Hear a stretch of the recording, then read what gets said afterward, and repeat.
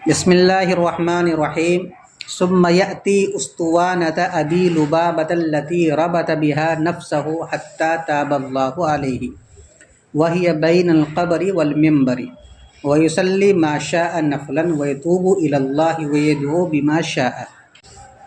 کل کے سبق میں یہ بتلایا گیا کہ رسول اللہ صلی اللہ علیہ وسلم کی قبر مبارک کی زیارت کیسے کی جائے گی۔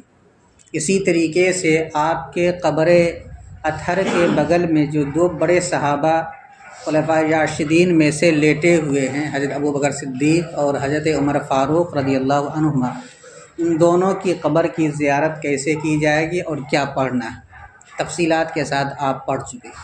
خلاصہ یہ کہ زیارت نبی کے بیان کو آپ پڑھ چکے۔ اب اس کے بعد کچھ مقدس مقامات ہیں جہاں پر جا کر کے دعا کرنی چاہیے، ان مقامات پر دعا قبول ہوتی ہے۔ ان میں سے کچھ کا تذکرہ آپ کے صاحب کتاب نے کیا ہے۔ اس سے پہلے آپ سمجھیے کہ مسجد نبوی جو حضور کے زمانے میں بنائی گئی تھی، اس وقت اس مسجد نبوی کے اندر 7 ستون لگا ہوا ہے۔ کتنا؟ 7۔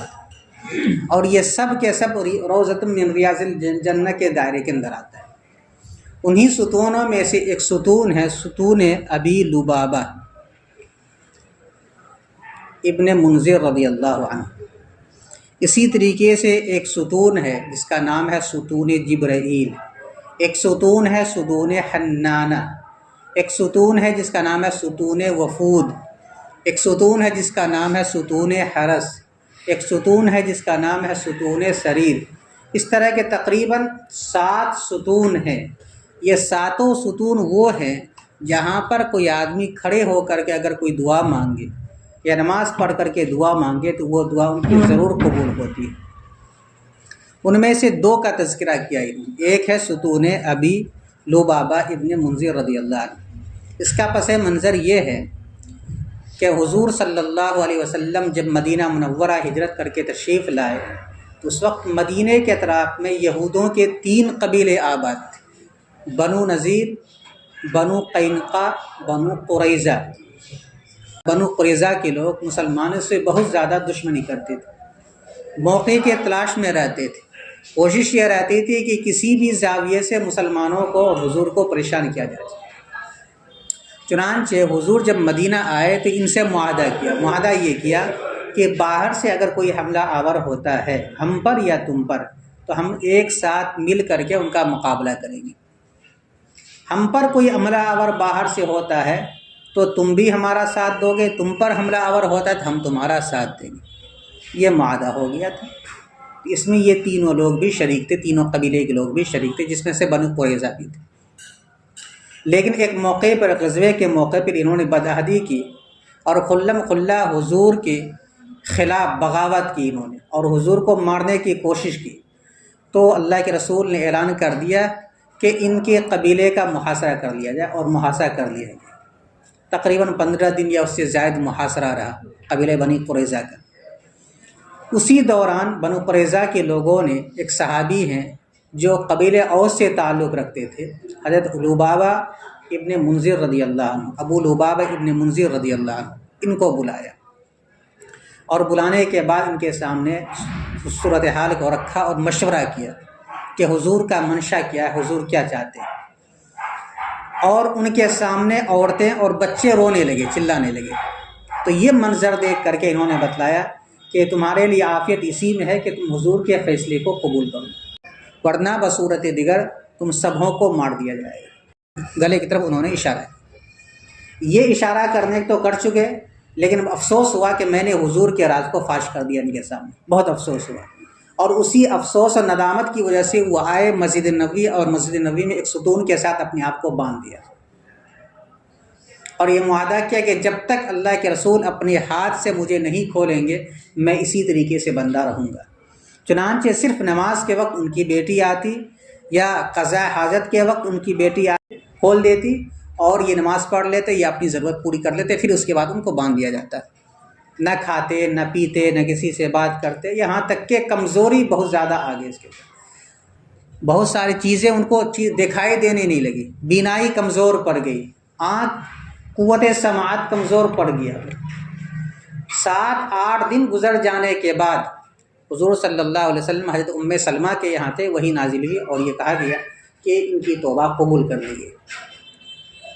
تو حضور نے آ کر کے ان کو خوشخبری سنائی اور پھر آپ نے آ کر کے ان کے اس گرہ کو کھولا اور وہ اس طریقے سے وہاں پر اس موقع پر ان کی وہ توبہ قبول کی گئی۔ یہ وہی ہے ستون ابو لبابہ ابن منذر رضی اللہ عنہ، جہاں پر انہوں نے اپنے آپ کو باندھ لیا تھا۔ تو چونکہ اس ستون کی جگہ اس صحابی کی خلوص اور ان کی سچی توبہ کو اللہ تعالیٰ نے قبول کیا، اس لیے جب آدمی زیارت نبوی سے فارغ ہو جائے تو اس ستون کے پاس جا کر کے نماز ادا کرے، اور نماز ادا کرنے کے بعد جو دعا چاہے وہ دعا مانگے، وہ دعا قبول ہو۔ اسی طریقے سے ایک ستون حنانہ، نبی کریم صلی اللہ علیہ وسلم جب تک ممبر آپ کے لیے تیار نہیں کیا گیا تھا، آپ اس کھجور کے شاخ سے سہارا لے کر کے تقریر کیا کرتے تھے، خطبہ دیا کرتے تھے۔ لیکن جب آپ کے لیے مسجد نبوی میں ممبر تیار کر لیا گیا اور آپ پہلی مرتبہ اس ممبر پر چڑھ کر خطبہ دینے لگے تو وہ ستون اور کھمبا ایک دم بچے کی طرح بلبلانے لگا، رونے لگا۔ تو اللہ کے رسول ممبر پر سے اترے اور اترنے کے بعد اس ستون کو اپنے گلے سے لگایا اور ان کو تسلی دی، اور آپ نے یہ کہا کہ اگر تم چاہو تو اس جنت کی کیاری میں تم کو دفن کر دوں یا جنت کے حصے کے اندر میں تمہیں دبا دوں، تاکہ تمہارے درخت سے متقی لوگ پھل کھائے اور تم جنت کے پانی سے پانی پیتے رہو۔ یہ اللہ کے رسول نے کہا۔ اس پر وہ خاموش ہو گیا وہ ستون۔ تب پھر اللہ کے رسول نے اس کے کچھ حصے کو اس ستون کے پاس دفن کر دیا، جس کا نام ہے ستون حنانہ۔ تو اس جگہ بھی ان کے دل کی ایک تمنا پوری ہوئی۔ اس وجہ سے اگر کوئی آدمی زیارت نبی سے فارغ ہو جائے، اس کے بعد اس ستون کے پاس جا کر کے دعا مانگے تو اس کی وہ دلی تمنا بھی پوری ہوگی اور دعا بھی قبول ہوگی۔ اسی طریقے سے ایک ستون عائشہ، اللہ کے رسول نے فرمایا کہ یہ ایسی جگہ ہے کہ اگر لوگوں کو پتہ چل جائے کہ یہاں پر دعائیں قبول ہوتی ہے تو لوگ مار کرنے لگے یہاں آنے کے لیے۔ تو اس طرح تقریباً 7 ستون ہے، اور 7 ستون کے پاس جا کر کے ہر ایک کے پاس 2 رکعت کم سے کم پڑھے اور دعا مانگے۔ تو یہ سے مقدس مقامات میں سے کچھ کا تذکرہ کیا، باقی کی طرف اشارہ کر دیا کہ اور بھی جو مقدس مقامات ہیں وہاں جانا چاہیے اور وہاں جا کر کے نماز پڑھ کے دعا کرنی چاہیے۔ دیکھیے اسی کا تذکرہ ہے۔ ثم یأتی اسطوانۃ ابی لبابہ، پھر وہ آئے، کون؟ جو آدمی زیارت نبی سے فارغ ہو چکا ہے، پھر وہ آئے ستون ابی لبابہ رضی اللہ عنہ کے پاس، التی ربط بہا، وہ ستون جن سے انہوں نے اپنی ذات کو باندھ دیا تھا، حتی تاب اللہ علیہ، یہاں تک کہ اللہ تعالیٰ نے ان کی توبہ قبول کی۔ یہ ستون کہاں؟ کہتے ہیں وہی بین القبر والمنبر، یہ قبر انور، قبر اطہر اور ممبر نبوی کے درمیان ہے یہ ستون۔ کیا کرے وہاں جا کر کے؟ کہتے ہیں وَيُصَلِّ مَا شَاءَ نَفْلًا، اور جس قدر چاہے نفل نماز پڑھے، وَيَتُوبُ إِلَى اللَّهِ، اور اللہ تعالیٰ کی طرف متوجہ ہو، وَيَدْعُو بِمَا شَاءَ، اور جو چاہے دعا مانگے۔ پھر اس کے بعد وہاں سے اٹھنا ہے اور وہاں سے پھر جانا ہے روضۃ من ریاض الجنہ کے اندر، وہی جو حصہ ہے جنت کی کیاریوں میں سے۔ وَيَأْتِ الرَّوْضَةَ، اور پھر وہ ریاض الجنہ میں آئے، فَيُصَلِّ مَا شَاءَ، اور وہ جس قدر چاہے نفل نماز پڑھے، وَيَدْعُو بِمَا أَحَبَّ، اور من پسند دعا مانگے۔ اب وہاں جا کے اور کیا کرنا ہے؟ وَيُكْثِرُ مِنَ التَّسْبِيحِ وَالتَّهْلِيلِ وَالثَّنَاءِ وَالِاسْتِغْفَارِ، اور وہ سبحان اللہ، لا الہ الا اللہ، الحمدللہ، استغفر اللہ کی کثرت کرے۔ اب اس کے بعد کیا کرنا ہے؟ ریاض الجنہ سے فارغ ہونے کے بعد کیا کرنا ہے؟ کہتے ہیں ثم یأتی المنبر، پھر وہ ممبر نبوی کے پاس آئے۔ حضور صلی اللہ علیہ وسلم جس ممبر پر بیٹھ کر کے خطبہ دیا کرتے تھے، تو وہاں پر رمانہ، ایک جگہ ہے جس کو رمانہ کہا جاتا ہے، انگور کے مانند ایک لکڑی کا بنا ہوا تھا، جس پر آپ ہاتھ رکھ کر کے خطبہ دیا کرتے، بیٹھا کرتے تھے۔ تو اللہ کے رسول اس کے اوپر ہاتھ رکھا کرتے تھے خطبہ دینے کے وقت۔ تو وہاں جائے اور اس رمانہ کے اوپر ہاتھ رکھ کر کے حضور کی برکت سے برکت حاصل کرے، کیونکہ یہ سمجھے کہ یہ وہ جگہ ہے جہاں اللہ کے رسول صلی اللہ علیہ وسلم اپنے دست مبارک کو رکھا کرتے تھے۔ تو اس برکت کو حاصل کرنے کے لیے اپنے ہاتھ کو اس رمانہ پر رکھے۔ اب تو اس کا وجود نہیں ہے، اب تو وہ ختم ہو گیا، پہلے حضور کے زمانے میں تھا، بعد میں جب تبدیلی ہوئی، مسجد کے اندر توسیع ہوئی، تو اس کو وہ سب ختم ہو گیا۔ اسی کو کہا جا رہا ہے۔ ثم یأتی المنبر، پھر وہ ممبر نبوی کے پاس آئے، فیضع یدہ علی الرمانہ، اور اپنے ہاتھ کو اس رمانہ پر رکھے، التی کانت بہ، جو ممبر کے اندر رکھا ہوا، جو ممبر میں لگا ہوا ہے، تبرکم باثر رسول اللہ صلی اللہ علیہ وسلم، رسول اللہ صلی اللہ علیہ وسلم کے اثر سے تبرک حاصل کرتے ہوئے، یا تبرک حاصل کرنے کی غرض سے۔ وَمَكَانَ يَدِهِ الشَّرِيفَ إِذَا خَطَبَ، جب رسول اللہ صلی اللہ علیہ وسلم خطبہ دیتے تھے تو آپ کے دست مبارک کے رکھنے کی جگہ سے برکت حاصل کرنے کی غرض سے، لِيَنَالَ بَرَكَتَهُ صلی اللہ علیہ وسلم، تاکہ حضور کی برکت کو وہ حاصل کرنے کے پا سکے۔ وَيُصَلِّي عَلَيْهِ وَيَسْأَلُ اللَّهَ مَا شَاءَ، اور جو چاہے اللہ تعالیٰ سے درخواست کرے، مانگے۔ ثم، اب دوسرا ستون، ثم یأتی الاسطوانۃ الحنانہ، پھر ستون حنانہ کے پاس آئے، وہی التی فیہا بقیۃ الجزع الذی حن الی النبی صلی اللہ علیہ وسلم حین ترکہ وخطب علی المنبر، اور یہ وہی ستون ہے یہ وہ ستون ہے جہاں پر اس تنے کا کچھ حصہ ہے جو تنا رسول اللہ صلی اللہ علیہ وسلم کی فراق میں حضور کو دیکھ کر کے رو دیا تھا، حین ترکہ، جس وقت اللہ کے رسول نے اسے چھوڑ دیا تھا، وخطب علی المنبر، اور ممبر نبوی پر بیٹھ کر کے آپ نے خطبہ دیا تھا، حتی نزل، یہاں تک کہ آپ ممبر سے نیچے اترے، فاحتضنہ، اور آپ نے اس کو اپنے کولہوں میں بھر لیا، فسکن، تب جا کر کے اس کو سکون ملا۔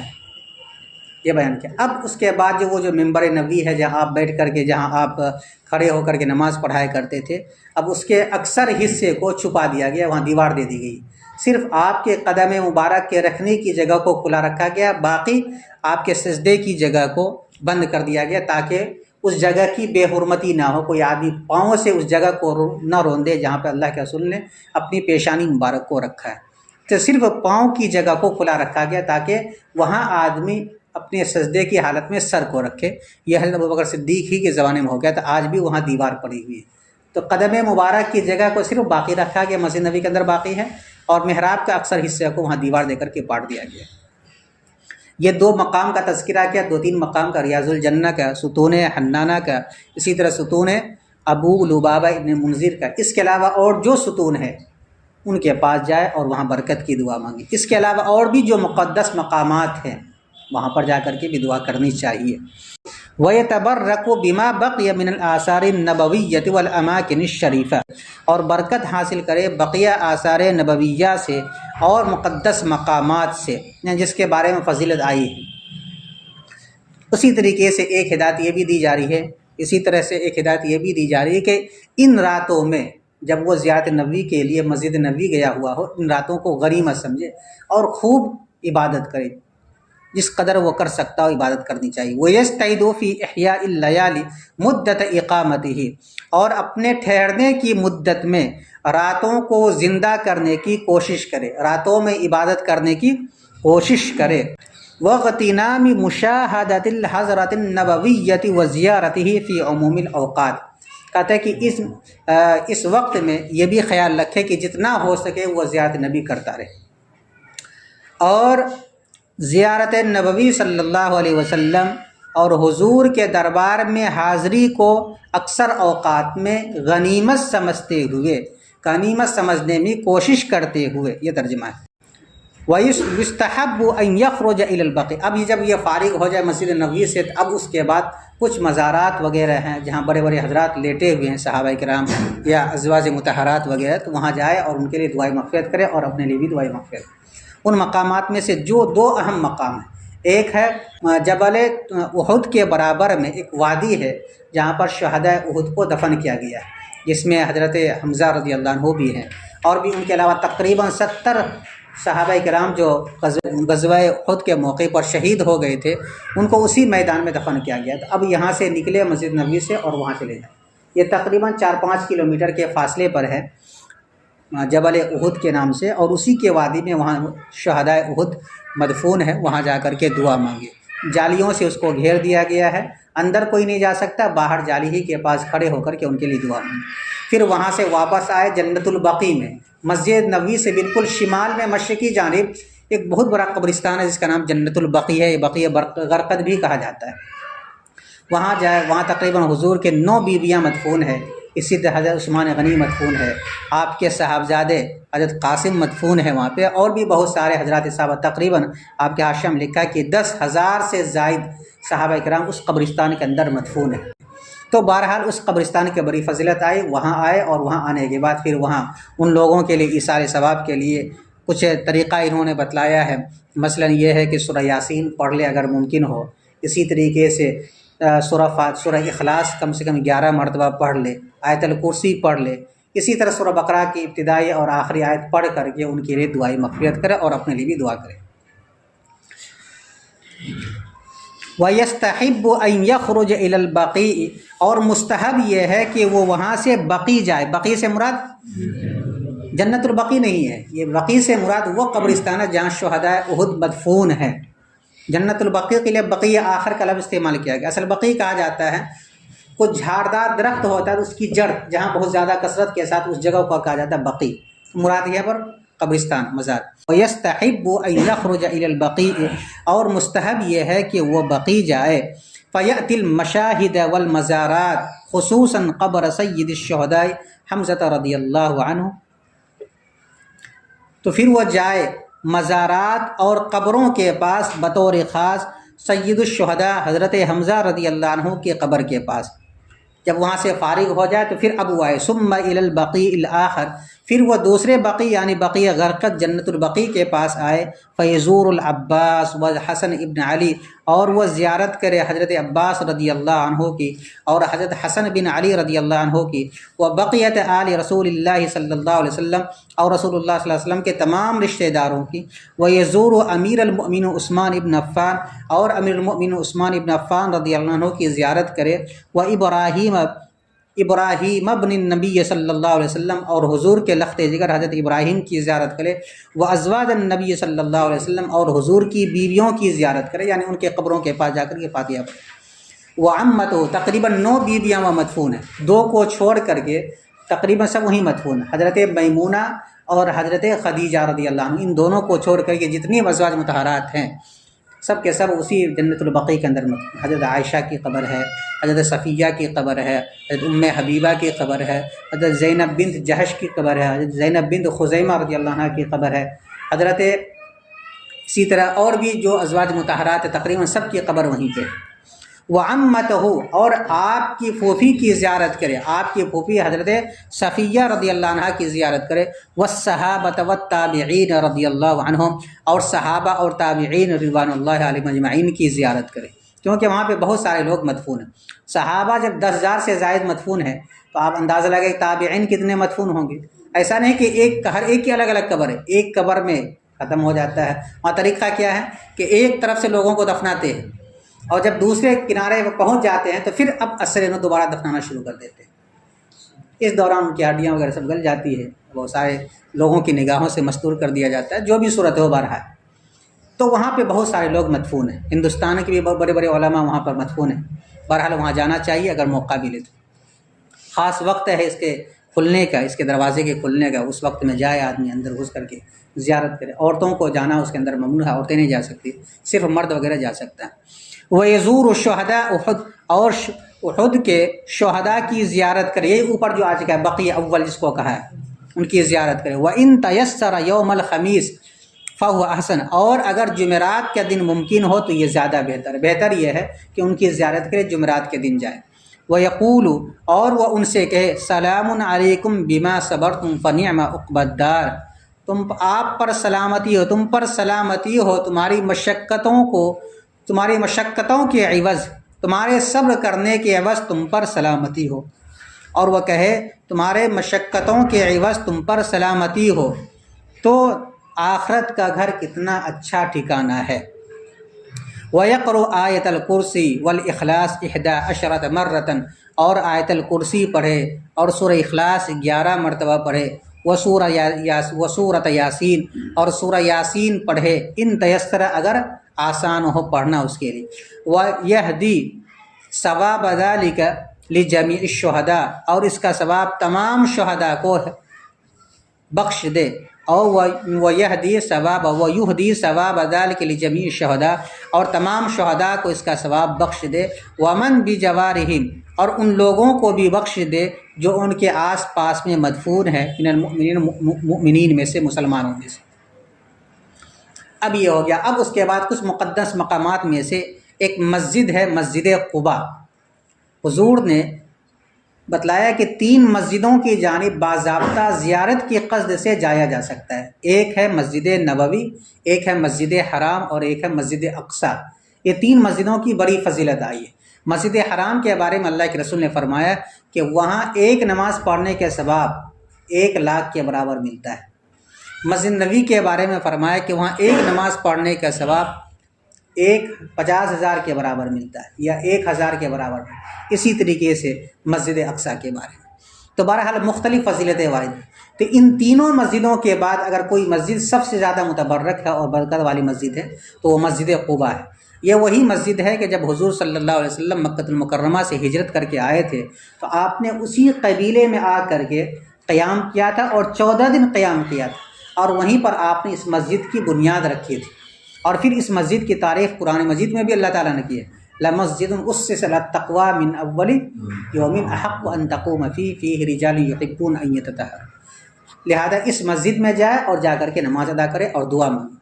اللہ کے رسول نے فرمایا کہ جو آدمی مسجد قباء میں جا کر کے 2 رکعت نماز پڑھ لیتا ہے تو اس کو 1 عمرے کے برابر ثواب ملتا ہے۔ تو بہرحال بڑی فضیلت ہے۔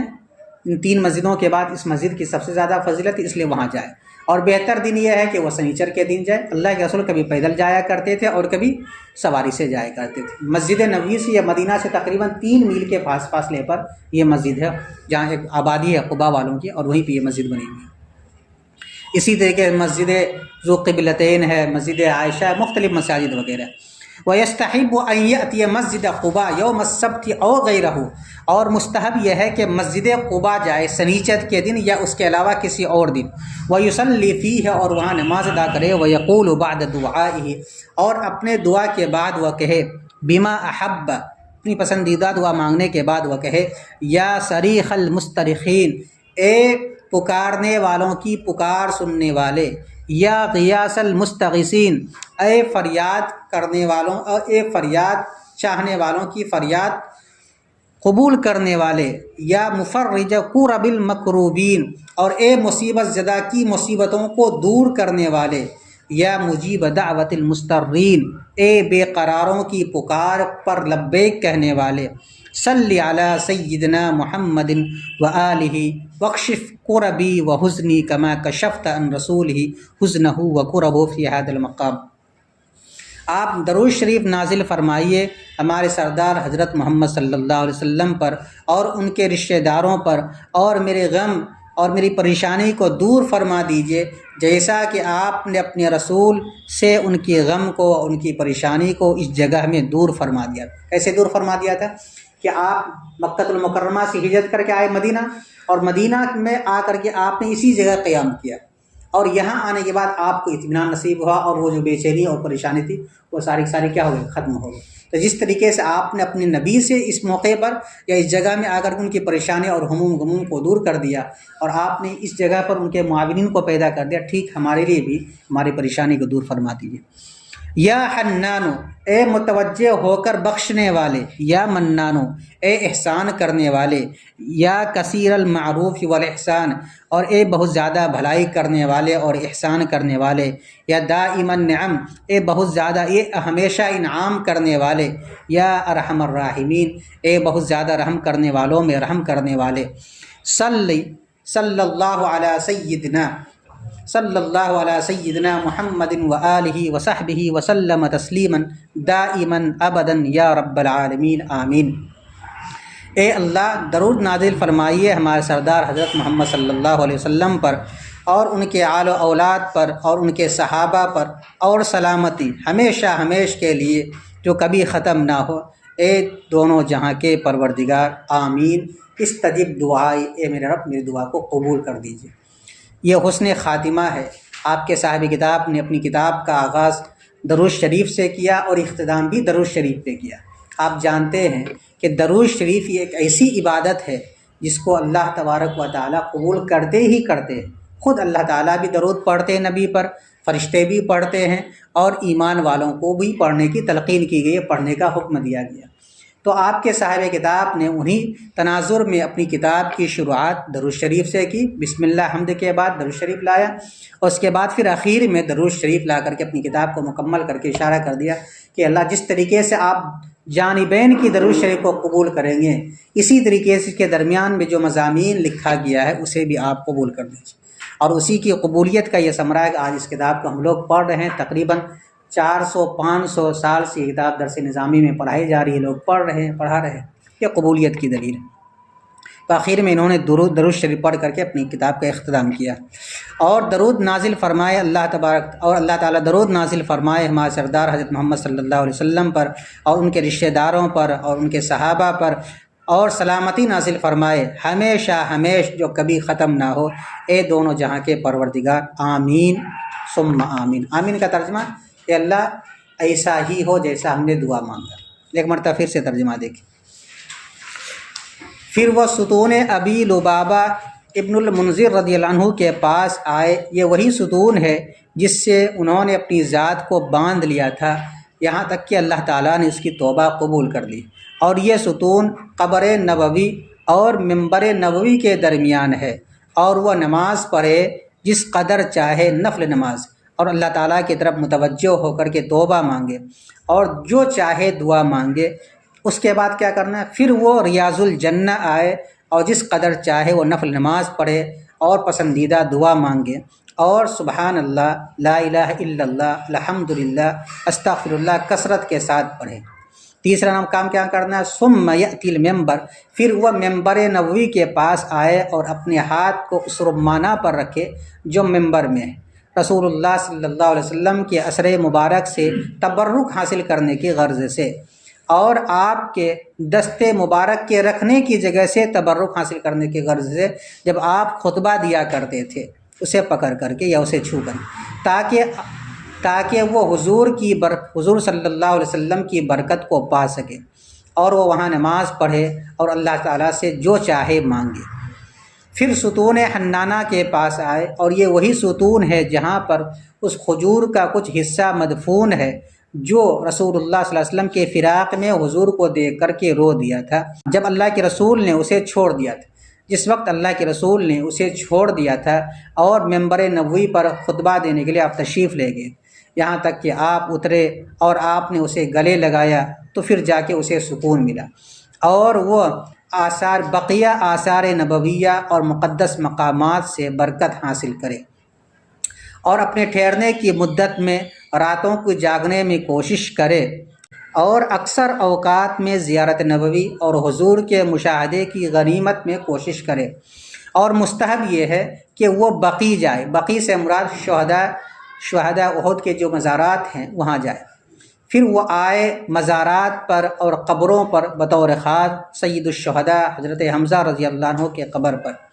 پھر وہ آئے بقیع آخر یعنی جنت البقیع میں آئے، اور حضرت عباس، حضرت حسن بن علی، حضور کے بقیہ رشتہ دار، اور امیر المؤمنین حضرت عثمان ابن عفان رضی اللہ عنہم، اور ابراہیم رسول اللہ صلی اللہ علیہ وسلم کے لخت جگر، اور حضور کے ازواج مطہرات، اور حضور کی پھوپھی صفیہ رضی اللہ عنہا، اور صحابہ اور تابعین رضوان اللہ علیہم اجمعین کی زیارت کرے، اور زیارت کرے شہداء احد کی۔ اب وہ اسی کو دوبارہ لوٹا دیا گیا، اور شہداء احد کی زیارت کرے، اگر ممکن ہو جمعرات کے دن تو یہ زیادہ بہتر ہے، اور وہ کہے سلام علیکم بما صبرتم فنعم عقبی الدار، تمہاری مشقت کو برداشت کرنے کی عوض تم پر سلامتی ہو، مشقت کو برداشت کرنے کی عوض تم پر سلامتی ہو، تو آخرت کا گھر کتنا اچھا ٹھکانہ ہے۔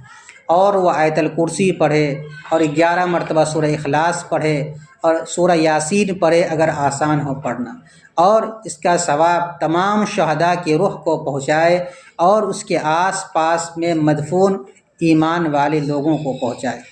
اور مستحب یہ ہے کہ وہ مسجد قباء سنیچر کے دن جائے یا اس کے علاوہ کسی اور دن جائے اور وہاں نماز پڑھے، اور وہ پسندیدہ اپنی دعا مانگنے کے بعد کہے یا صریخ المستصرخین، یا غیاث المستغیثین، یا مفرج قرب المکروبین، یا مجیب دعوت المسترین صلی علی سیدنا محمد وآلہ وکشف کربی وحزنی کما کشفت عن رسولک حزنہ وکربہ فی ھذا المقام یا حنان یا منان یا کثیر المعروف والاحسان یا دائم النعم یا ارحم الراحمین. یہاں تک پڑھے. اے پکارنے والوں کی پکار سننے والے، اے فریاد چاہنے والوں کی فریاد پوری کرنے والے، اے مصیبت زدہ کی پریشانی کو دور کرنے والے، اے بے قراروں کی پکار پر لبیک کہنے والے، درود نازل فرمائیے ہمارے سردار حضرت محمد صلی اللہ علیہ وسلم پر اور ان کے رشتہ داروں پر، اور میری پریشانی کو اور میرے غم کو دور فرما دیجیے جیسا کہ آپ نے اپنے رسول سے ان کی پریشانی اور غم کو اس جگہ میں دور کر دیا. اور اے متوجہ ہو کر بخشنے والے، حنان کا ترجمہ، اور اے احسان کرنے والے، اے بہت زیادہ بھلائی اور احسان کرنے والے، اے ہمیشہ نعمتیں برسانے والے، اے رحم کرنے والوں میں سب سے زیادہ رحم کرنے والے. حدیث پاک میں آتا ہے اگر کوئی آدمی یا ارحم الراحمین یا ارحم الراحمین یا ارحم الراحمین 3 مرتبہ کہہ کر کے دعا میں کہے، 3 مرتبہ دعا میں اسے کہے، تو جو بھی دعا مانگے گا اس کی وہ دعا قبول ہو جاتی ہے.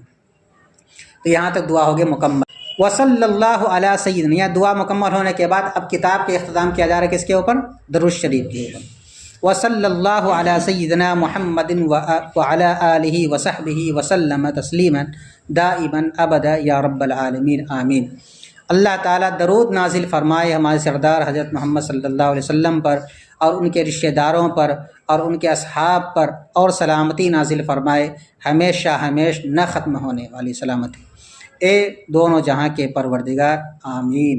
یعنی یہ اللہ ایسا ہی ہو. تمت بالخیر، تمت کی ضمیر لوٹے گی نسخہ، کتاب کی طرف نہیں. کتاب کا یہ نسخہ مکمل ہو گیا بخیر و عافیت. الحمدللہ رب العالمین.